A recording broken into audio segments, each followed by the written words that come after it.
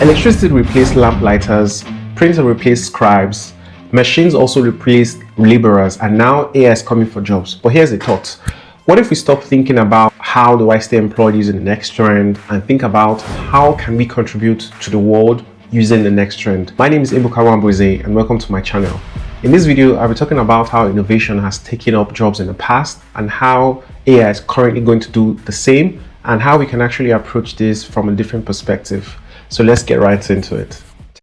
Technology has never stood still, and that's the same for the job market. There's always going to be a new trend innovation that comes into play and also makes a lot of people get displaced by their jobs and new jobs come up.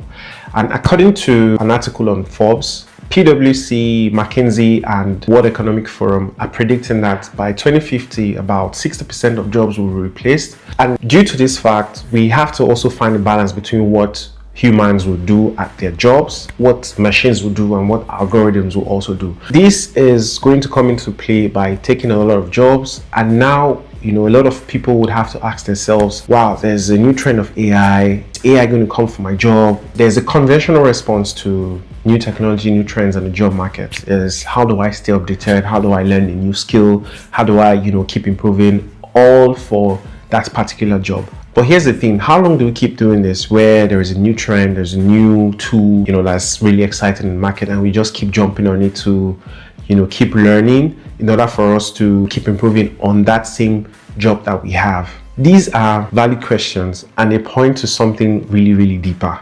I ask myself, when do we live that lifestyle that we want? When do we have to not worry about our jobs being in danger from one tech trend or the other? When is it going to be beyond just the income from a particular job? Asking all these questions, this particular answer changed everything for me, which was contributing to the world. What exactly are you contributing to the world, to others, and to humanity? In other words, are you getting paid to solve a problem that affects a group of people in the world or a community of people? This was a very, very wonderful perspective that I got, and it started making me think and readjust the way I think about new technologies and new trend. It's not really about trying to learn something to keep getting better at a particular job, but rather seeing it from a way where there is a new technology. How can I use that technology to solve a problem for a group of people or interests that I have? And here's a typical example. You take someone who went to university to study accounting. Maybe they learned about accounting from maybe their parent or a close friend. They ended up graduating and became an accountant. But because someone had already planted that interest in their heart, they followed their path. It gets to a point where now there's AI. They begin to wonder, oh, how can I, not get replaced by AI? They start thinking around that. It's just around a particular job. But when you change your perspective, or when this person changed their perspective, instead of always wanting to, stay relevant in a particular job, which is nice, you have to start thinking about it in a way where you have to contribute to the larger world. All of us were living in the world, and there are different ways things have, improved our lives. I can take an example, a phone, which I'm using to record. Someone actually thought about this and brought it to life. It has made life easier. So what exactly, or the question is, how exactly can we contribute into the world? So what do I mean by this? We as human beings, we have different interests. As you can talk to your friend, you can talk to a family member, and you find out that you all have different interests in certain things. What we have to do is we have to start looking deeper into ourselves. What hobbies do we like? What topics excite us? What ideas do we want to explore?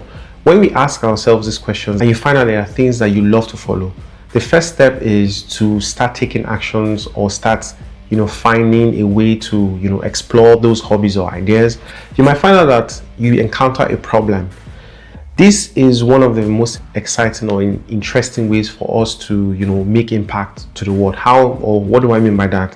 This problem that you faced, you can easily find a solution around the problem, craft a solution for it, and share it to a group of people who also have similar interests just like you. What this helps to do is we sort of shift from that mentality of always wanting to focus only on jobs, but when we have interests that we're actively participating in and we're seeking to solve problems that we have and that other people would likely have, what that makes us do is we come up with a solution, we package it, and we actually offer it to the world as an opportunity. So that way we're not always in a cycle of thinking about, what technology do I need. You can use that technology to solve a problem that you experience. That way we're contributing to the world. The world does not mean like everybody at large. It could be like a group of people who share similar interests like you. So in summary, we have two options to take when considering how we can not get replaced by AI. The first is we have to upskill. You have to learn how to use AI to get better at your job. But not only that, we need to actually use AI to explore the interests, ideas, hobbies that we have. When we find out that there are problems that we've encountered, we use this AI, use this technology to solve that problem and now package it as a solution to people or a group of people who are just like us. Then in that way, we are not about how can I get the next job, how can I not get replaced by AI, but how can I use AI to solve problems that I'm facing for a particular group of people.